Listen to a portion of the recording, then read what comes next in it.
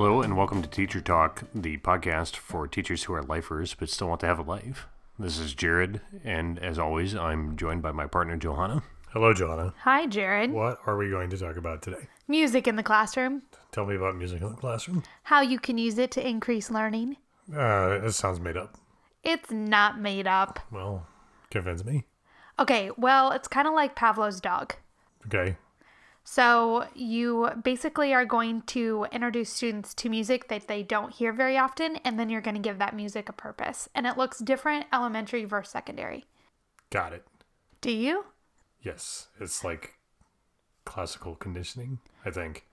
We'll probably get letters. Maybe it's operant conditioning. I don't know. I don't it's know. Conditioning. Let's just call it conditioning. Okay. We did get, this is actually one of the things that I get asked about the most in email is specifically what music do I use and how do I use it with students. Okay. Well, let's have it.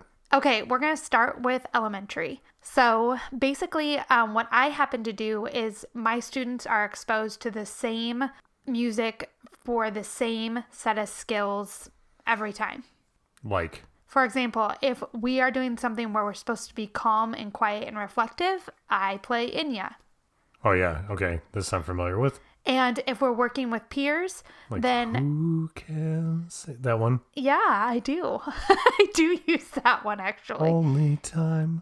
Right. And then if they're working with peers, I use the same playlist. This lets them... a lot of times teachers will use a timer, and that can work too, but it can cause anxiety and tension, whereas people don't... It's more subconscious. If you play a playlist that is 15 minutes long and people are exposed to that same playlist over and over again, they naturally know when they're about halfway through with the time, when the time's almost done. It just is a more natural way to But it doesn't feel like waiting for the buzzer to go off type thing. Right. There isn't a wait for the buzzer. Correct. You can measure the time better, and then it just kind of ends without...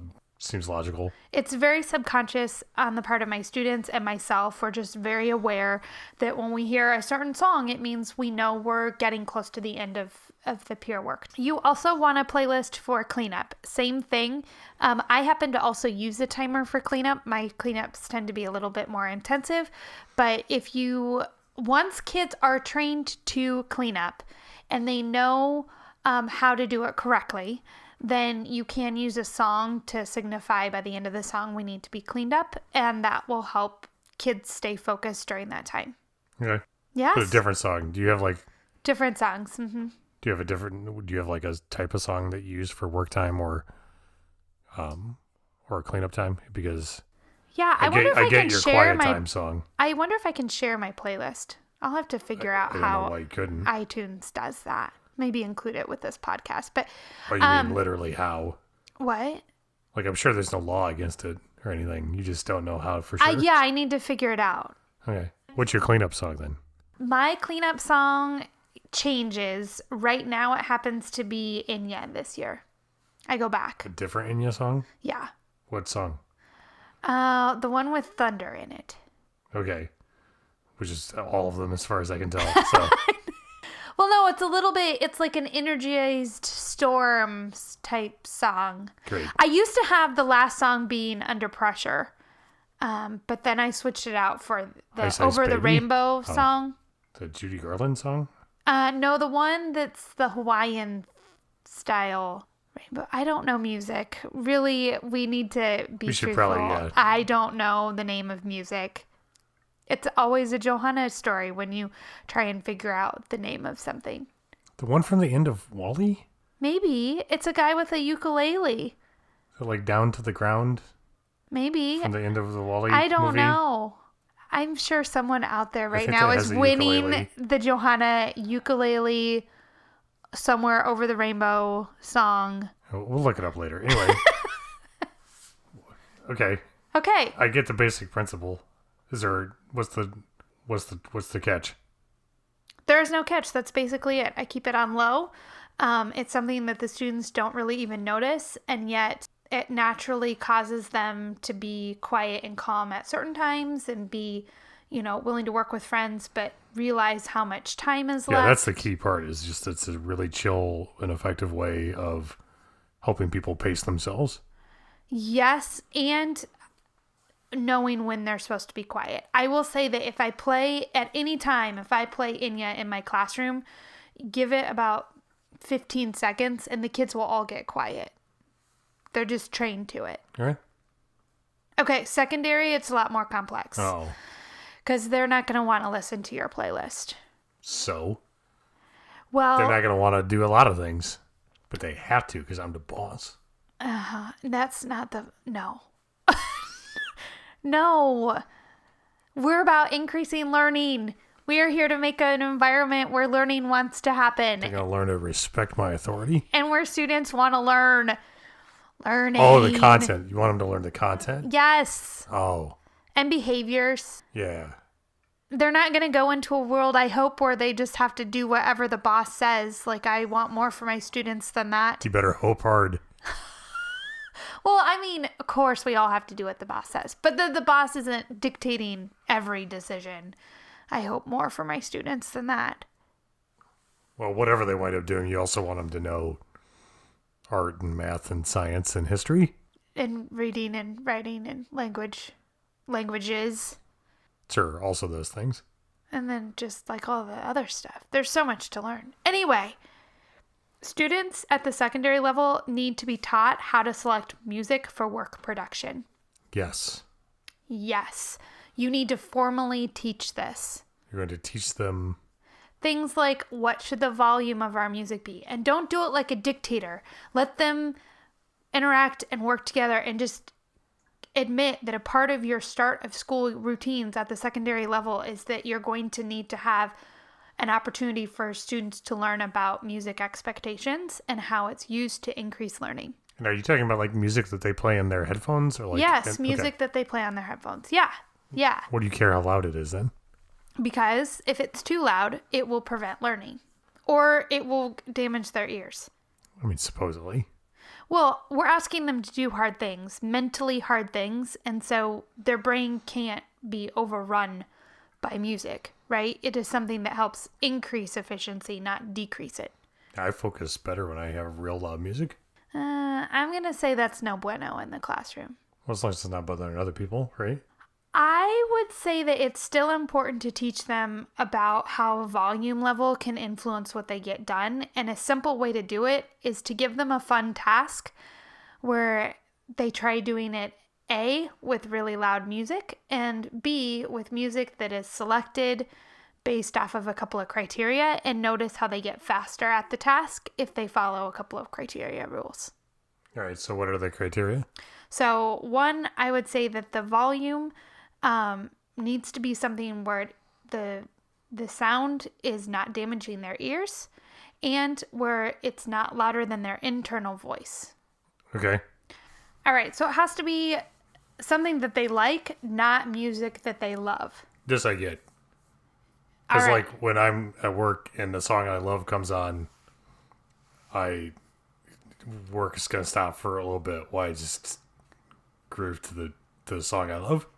Correct, because I mean, music is valuable and important, and what we love should be enjoyed without having to share it. So we want to find music that we like and save the music that we love for times when it's just music appreciation time. That's very noble, but even then, if you don't care about writing music that they love, it's still going to screw up their ability to actually get anything done. Sure. Okay. So that goes along with nothing that they want to sing along to. Yeah, same basic principle. Yes. And then be willing to take them outside the realm of music. Yes, into... Audiobooks, podcasts. Really? Yeah. I find, for whatever reason, I find music much less distracting to my focus than talking. It depends on the course. So I might not want to do science while listening to a podcast or an audiobook, but I would enjoy doing art or cooking or working on an industrial tech project. Okay.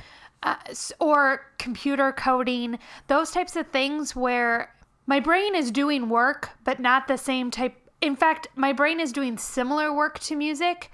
I can find it distracting to listen to music, but I enjoy following along with a story. Art makes sense for that, right? Yes, even things on the computer, I would prefer to listen to a story than listen to music. Okay. I get it. Yeah, so, I mean, it depends on your content and your person. And again, you can have fun with your kids testing these things out. All right. Next thing, they are going to want to listen to their music on YouTube. Yes, on YouTube. Yes, That's that's no how the bueno. millennials listen to their music. That is not how you want them listening to their music. Because YouTube is intended to distract you and to get you to click on other things. And that's not what we're here to do. We're here to focus on our learning. We're here to use music as a way to help us focus. And so therefore you need to introduce them more to like radio stations if they don't have music directly on their personal listening device. right. Like iHeartRadio, or any other app that lets them access stations where they can pick out a type of music. Or like Pandora. Sure, or Pandora's Spotify, another. Yes. Or Amazon. Yes. Is Amazon free music? If you have that Prime, it is. Well, a lot of kids probably don't have Prime access on their phone. I wouldn't let my kid have Prime access on their phone. Yes. I don't know. There might be a way to just do it for the music. But you can have YouTube Plus or Red or whatever they call it, and you can shut it off. And Even then it just then, plays, right? yeah, but they'll pick one song and then they gotta go hunt and look for the next song. They become DJs and they spend too much time DJing. So unless they have some sort of playlist set up, I just make a general rule that I can let you use music, but I'm not gonna let it be on YouTube. Okay. And now, I'm not saying that tomorrow some kid won't show me a system on YouTube that makes me go like, yeah, okay, let's do it. But as a general rule, no, I recommend a station or something that they hands off. Music is hands off. Once you turn it on, the only reason we're touching it again is to turn it off. Sure. Okay. Okay. The next thing is that you need to teach them to know what their brain needs to increase productivity and learning. You're looking at me funny.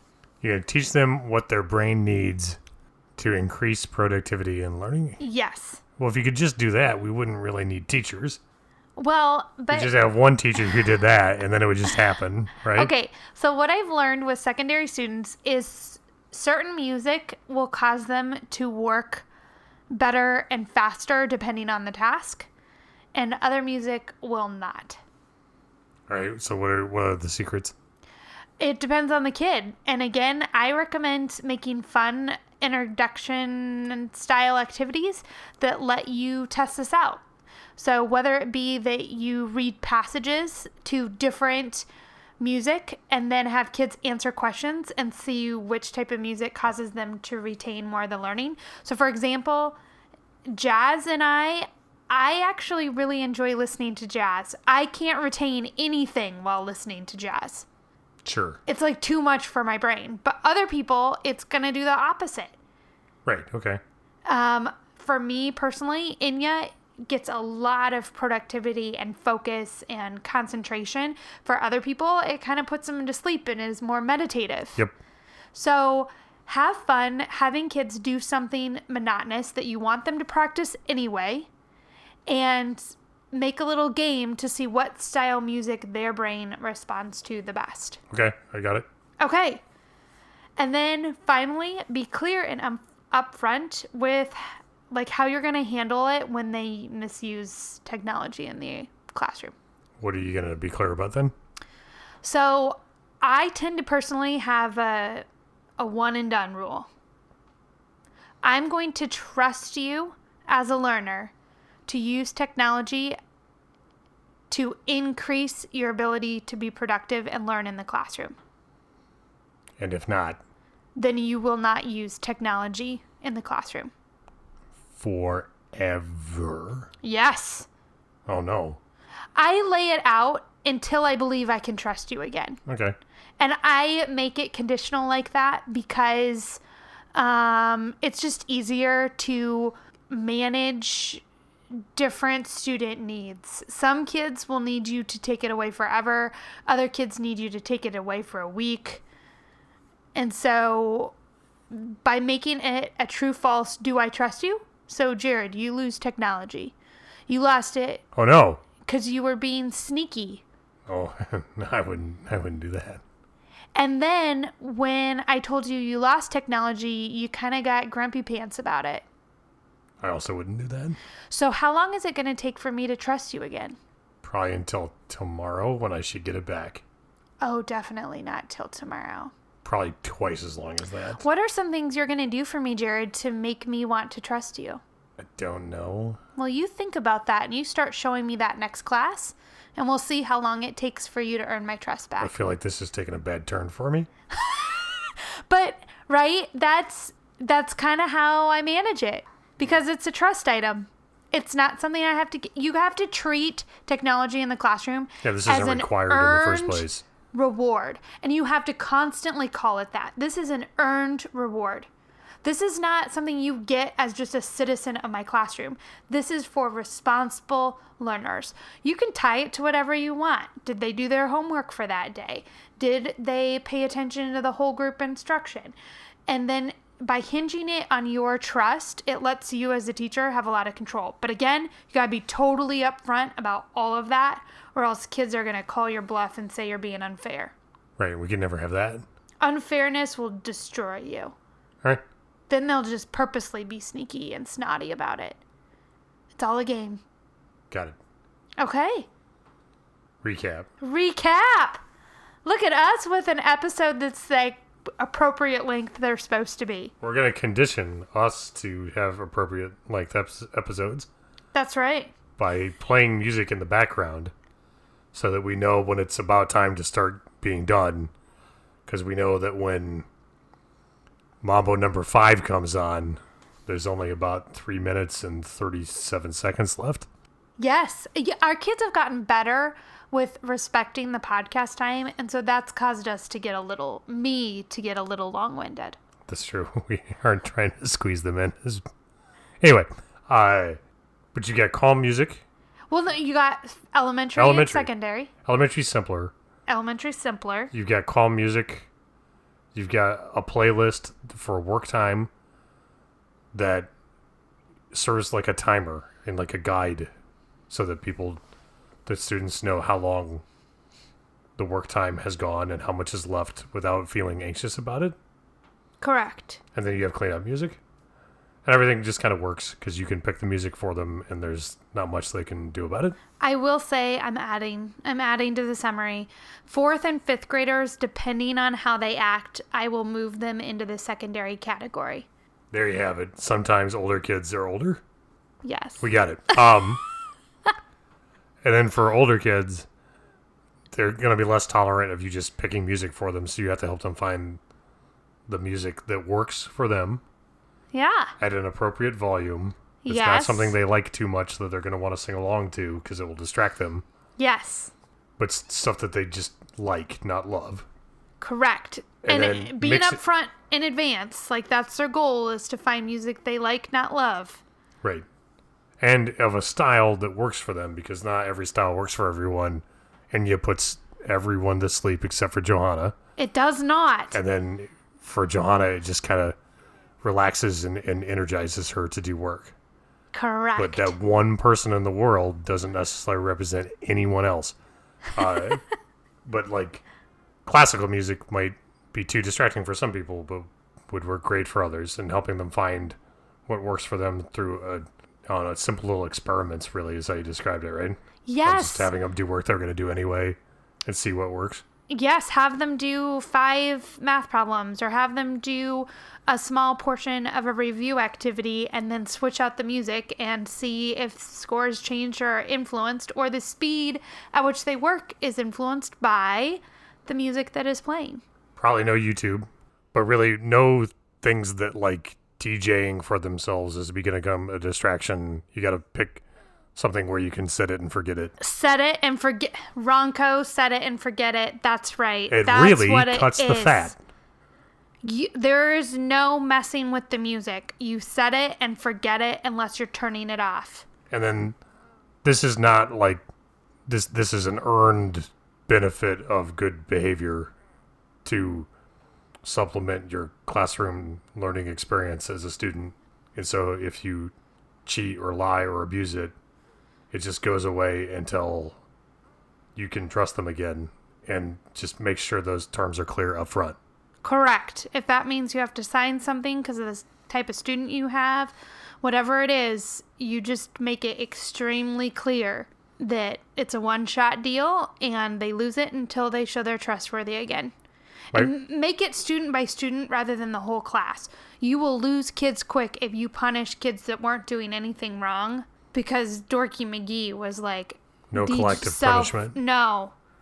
Feel free to take it away from every kid but 2. Okay. But don't, you got to make sure if you're pulling it, it's because the kids showed they were untrustworthy. My favorite part's the work timer. I think that's brilliant. But it's all good. And now we know. Yeah. Oh, but you forgot. What did I forget? To also talk about how they can access audiobooks. And a lot of them, they're libraries. Your local library will have free audiobooks for them to check out that are totally free. And that can, depending on the course, that can be really helpful. Okay. Thank you, Joanna. Thank you, Jared.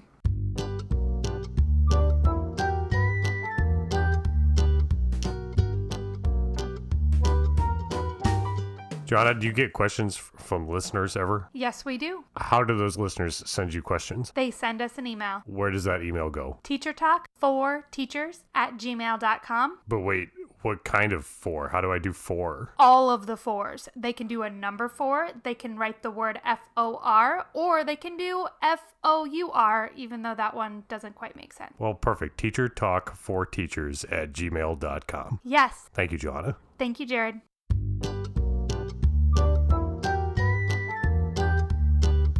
Teacher Talk, the podcast for teachers who are lifers but still want to have a life.